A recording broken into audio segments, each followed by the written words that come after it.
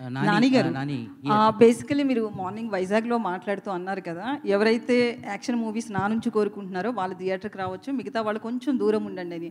So, మీకు ముఖ్యంగా పిల్లలు, లేడీస్ ఎక్కువ ఫ్యాన్ ఫాలోయింగ్ ఉంది. వాళ్ళు రాకపోతే కలెక్షన్స్ మీద ఎఫెక్ట్ పడదంటారా? అందరి కోసం అన్ని సినిమాలు అందరి కోసం చేయడం మొదలెట్టారనుకోండి, అప్పుడు అసలైన కలెక్షన్స్ మీద ఎఫెక్ట్ పడుతుంది.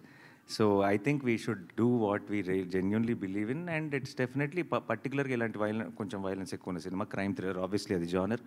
అది మనకి తెలిసినప్పుడు, అది పిల్లలకు కాదని తెలిసినప్పుడు మనమే ఇప్పుడు వాళ్ళు ఏ సర్టిఫికేట్ ఇవ్వబోతున్నారు కాబట్టి నేను పిల్లలు వద్దని చెప్పడం కాదు, అది నా బాధ్యత.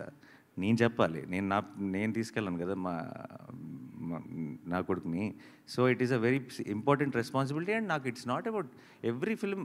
సో ఇప్పుడు మీరు అన్నట్టే, ఇప్పుడు ఎక్కడైతే ఒక సెక్షన్ ఎక్కడైతే తగ్గుతారో ఇంకొక సెక్షన్ పెరుగుతారు. సో అది ఇంకా డబల్ కూడా అవ్వచ్చు.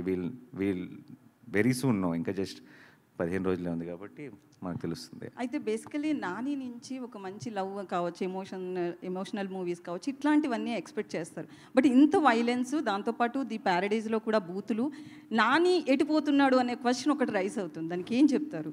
అవ్వదండి, మీకైంది అది అంతే. లేదు, చాలా మంది నేను ఒక నిమిషం 10 సంవత్సరాల నుంచి వింటున్నానండి ఇది.